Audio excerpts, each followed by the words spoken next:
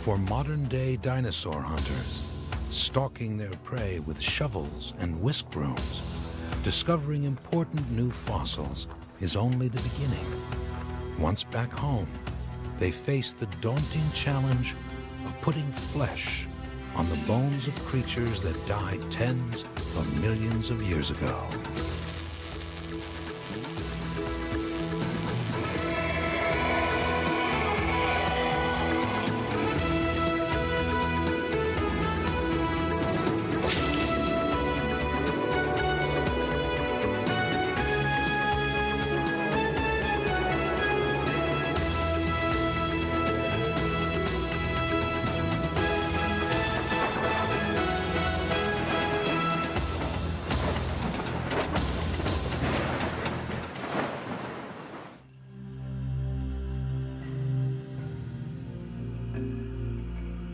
Dinosaur hunters are like detectives on the trail of ancient mysteries, piecing together clues from shards of fossilized bone, solving riddles of evolution, puzzles of prehistoric life.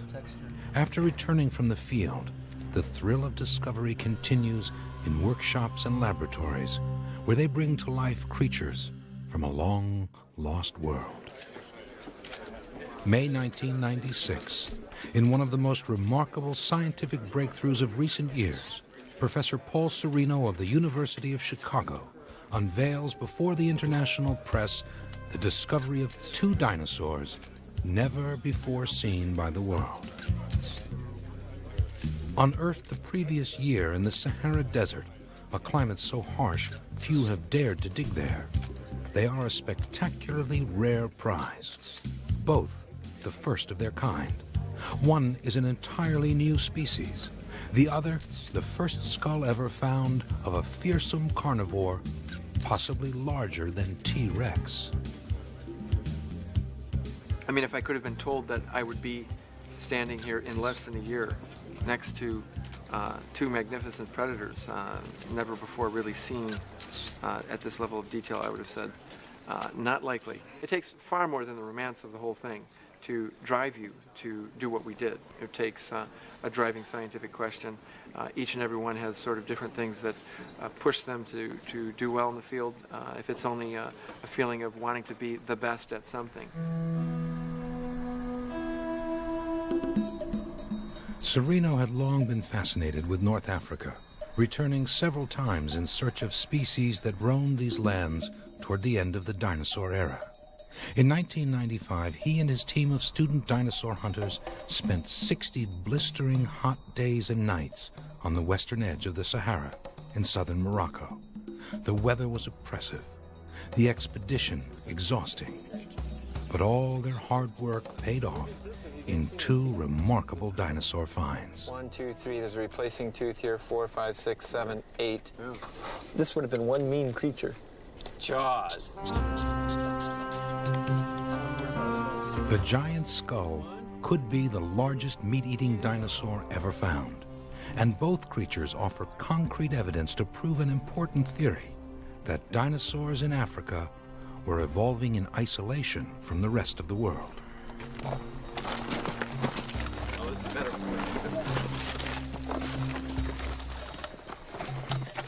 A bit high. In unbearable heat, it took 5 of them 3 hours to carry the 350-pound skull 500 feet down the mountain. And now, after millions of years buried beneath the wide-open spaces they once roamed, these creatures are about to embark on a remarkable journey to North America. There they will be painstakingly pieced back together. Okay, right there. Yeah. Wait. Well, we'll drop it right in front of the truck, okay. Right? You like to look back and think that you made the right decisions in the field. How to carve this out of the rock. How not to leave any piece of evidence behind. I think we came back with pretty much everything that was there. Place is low. You got it? Oh, it fits perfect. Great. Serino's team returned to Chicago with thousands of fossil bones. In all, about half the skeleton of a vicious dinosaur called a theropod. The giant skull arrived with over 400 additional fragments. Serino's team knew their finds would provide new insights into the evolution of predatory dinosaurs. But first, an incredible variety of new experts are brought in: paleosculptors, molders, casters, and mounters. Together, they will clean and reconstruct life-size recreations for scientific study and public display around the world. To bring these giants to life, scientists, artists, and craftsmen work closely together, creating living images of dinosaurs that have never been seen, piecing together disparate parts into whole reproductions of creatures that haven't walked the earth in millions of years.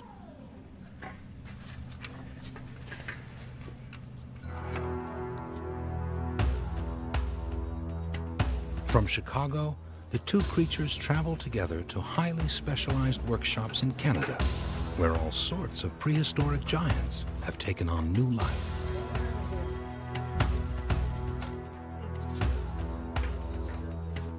Slowly, the mystery behind the fossils is unraveled, and secrets buried for 90 million years begin to emerge. Having been unearthed from their Saharan graves, two long-forgotten, once magnificent creatures must now be reconstructed piece by piece. One of the new discoveries is this skeleton, named Deltadromeus agilis, or agile runner from the Delta. These theropod bones are in Calgary, where a life-size skeleton is being molded from its fossil remains.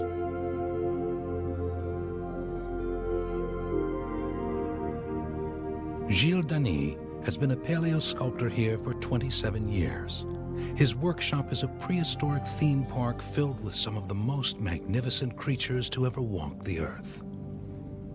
The skeletons destined for display in museums are mostly cast recreations.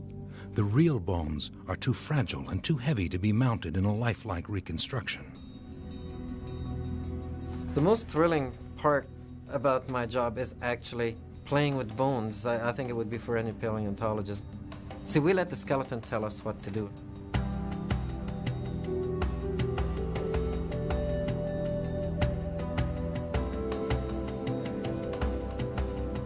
The rebuilding of Deltadromeus began when the fossils arrived at the workshop encased in plaster jackets that protected the fossils on their long journey from Morocco. Serino will work closely with a team of specialists in a wide variety of disciplines to create the enormous model. Chao Chang prepares the fossil, first sawing open the plaster jackets, then painstakingly chipping the rock away from the ancient bones. The fossil is always very fragile, full of very fine detail, almost invariably buried in very hard rock. And we've often compared the process as trying to extract a raw egg from a block of cement without breaking the shell and spilling the yolk. Slowly, the crude blocks of bone and stone begin to reveal the creature hidden within. It has taken Chao and his partner Aili 5 months to prepare the theropod skeleton.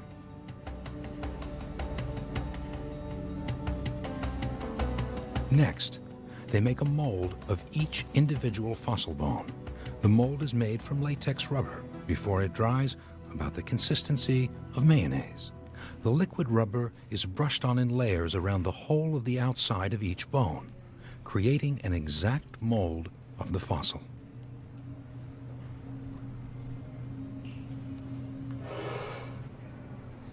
Resin is then poured into the rubber molds and solidifies to form a light but strong cast. This new bone is a detailed reproduction of the original, even picking up injuries and bone damage the dinosaur suffered. It is very rare to find a complete dinosaur.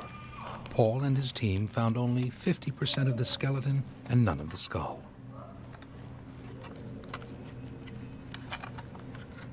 We had enough to wish we had more. We had enough to say we could take this and make a skeleton out of it. We hunted for that skull. We wanted the skull. We didn't have it, but we had enough of the animal, the limbs, and enough of the backbone to judge its size correctly, and to get a picture of what was a very agile animal. Dr. Stephen Godfrey brings his skills as a paleontologist and artist to create the missing elements of the theropod skeleton.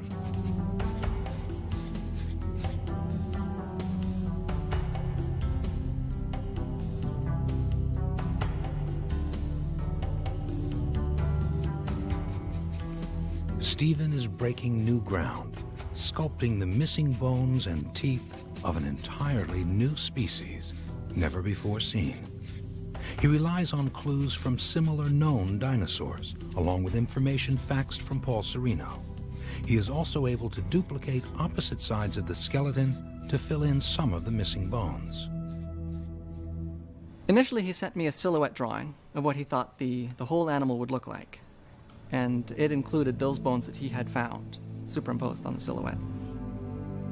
What Paul and his team actually brought back were parts of both legs, parts of both shoulder blades, parts of both arms, a partial pelvis, and parts of the tail. The rest of the skeleton had to be recreated. For the final clues in his detective work, Stephen compares the bones he has to the closest known species of carnivorous dinosaur. When all the bones are cast, the final task is to assemble the full skeleton. This will take about 2 weeks.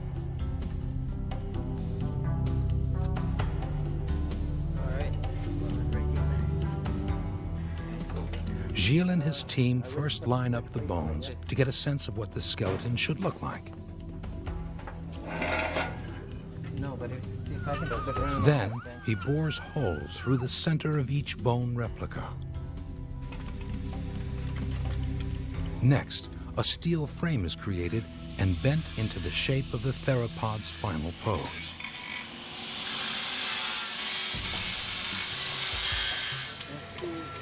As the steel structure is bent into shape, Gilles strings the bones onto the frame.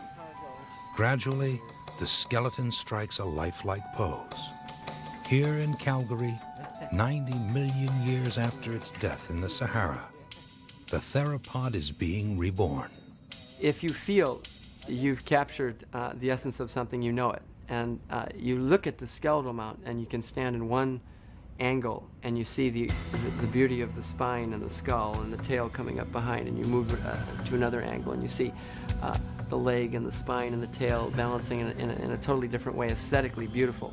That is just, that's just sheer elegance and beauty. Yeah, that is really some pose. That's really fantastic. Up to 35 feet long, Deltadromeus had a slim, compact body, agile and strong, built for outrunning its prey at very high speeds. This theropod would have been a lethal predator, a relentless hunter, and one of nature's most fearsome killing machines.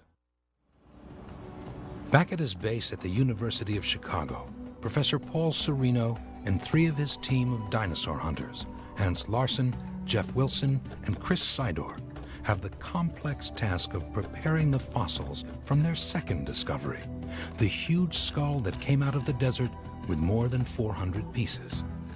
But before they can be reassembled, each fragment must be cleaned, and the delicate fossil bone separated from the hard sandstone that surrounds it. I'd go in the room and I would say, this is the last piece I'm going to fit today. And 4 hours later I would walk out, or 7 hours later I would walk out feeling absolutely thrilled that I'd fit one per half hour. We slowly began to realize that with hours of time in this case, because there were lots of small little pieces that each had a unique edge, or more than 1,000 different edges to compare it to, and that slowly but surely the pieces were becoming bigger, and that likely nearly all those pieces belonged to the skull. It was a question of the patience to put them together. Things, I mean, you just want to see it, and then a lot of the time you just have to sit back and let time take its course. You look at the individual bones and you have a good idea of what they all look like, but when you put them together, it's more than the sum of the individual parts. I'm always amazed that when you go out and when you can go in the field, you can find something that's completely new that no one has ever seen before. 2.5 months later, their jigsaw puzzle is complete. And now, for the first time, the team can fully appreciate this beast's gigantic proportions. Its skull measures a full 5.5 feet long, with 6-inch blade-like teeth. Serino has discovered an African dinosaur whose skull suggests it could be even larger than T-Rex. As with the skeleton of Deltadromeus, a full resin cast of the skull will be made for public exhibition.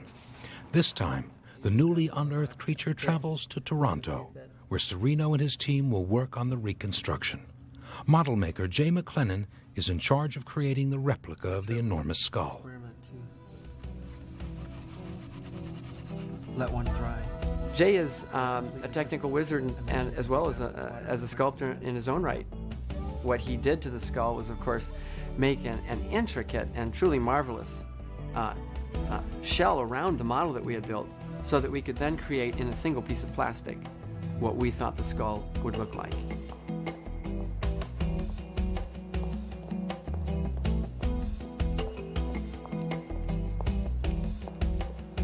Once the cast is complete, artist Garfield Minot begins the painstaking task of actually putting flesh on the bones of the skull. His will be the vision of the living, breathing work of art. Modeling clay is applied layer by layer. Serino helps Garfield accurately reproduce details of the dinosaur's anatomy, especially the size of its muscles and where they attach to the bone. For Garfield, recreating the dinosaur's skin presents a unique challenge.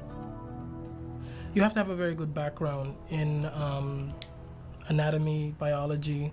I get a lot of references from all kinds of things. I go to the zoo sometimes and look at animals, take pictures. 90 million years ago, this enormous predator would have been one of the most feared, most ferocious beasts to roam this prehistoric landscape. It would lie in wait, its dappled skin a good camouflage in the patchy sunlight of the forest, then hurl itself at its prey in a frenzy of crunching jaws and pounding limbs. I wouldn't want it as a pet. It'd be lunch. I'd definitely look at it as a really vicious carnivorous animal. It's kind of like a shark on land. The huge predatory skull clears up a mystery that puzzled some of the first explorers of the Sahara. During the early part of this century, French and German paleontologists discovered bones and saber-shaped teeth in the Sahara and gave their mysterious creature the name Carcharodontosaurus saharicus, shark-toothed reptile from the Sahara. His body would have been stocky, its neck stout for wheeling around the massive skull. Unlike Deltadromeus, it was not swift. Rather, it would have ambushed its prey and gulped it down whole.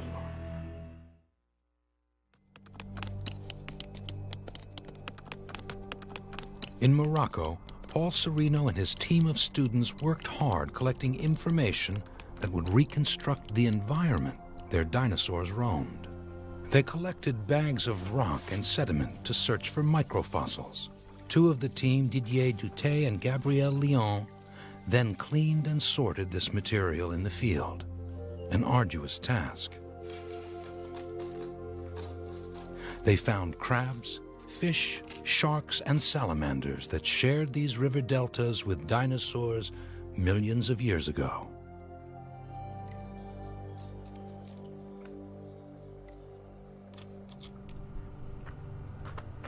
Every piece of evidence is vital, from the smallest fossils to anatomical details of the dinosaur itself. Computer programs reveal how these recently found creatures from Africa relate to dinosaurs on neighboring continents 90 million years ago, in the late Cretaceous period. All these are telling you clues about where this animal fits in. If you have the energy to solve the mystery of the anatomy. And so what that takes is the careful detective work of comparing and listing all those features and those of its relatives until a pattern emerges that links this dinosaur with its closest relatives. The team worked closely with artist Karol Abroginskis, who created detailed ink drawings of the two new dinosaurs. In addition to building models for public display, their findings will be presented in scientific journals. Which is probably just some of this. So much of what we do depends on communicating our science to other scientists and to the public. Once reassembled, the creatures would shed new light on the overall dinosaur family tree. Paul now had hard evidence that although both his discoveries evolved in isolation, ancestors of these African dinosaurs once roamed many neighboring continents. The skeleton of Deltadromeus represent the first relatively complete skull and skeleton we have from the late Cretaceous, a period of 30 or 40 million years in Africa. When you have that situation, every find is going to tell you a lot. And what this is beginning to tell us is that Africa had sort of moved off on its own, but that many dinosaur groups, maybe even more than we had previously suspected, had spread worldwide before these continents departed on their own evolutionary pathways. It was only once the team got the skull home that they began to appreciate the significance of their discovery. They had found probably the largest predatory dinosaur in the world. Now is the moment of their public triumph. Bones that 1 year ago were buried deep in the sands of the Sahara Desert have come back to life as vivid, lifelike reminders of that long-lost world.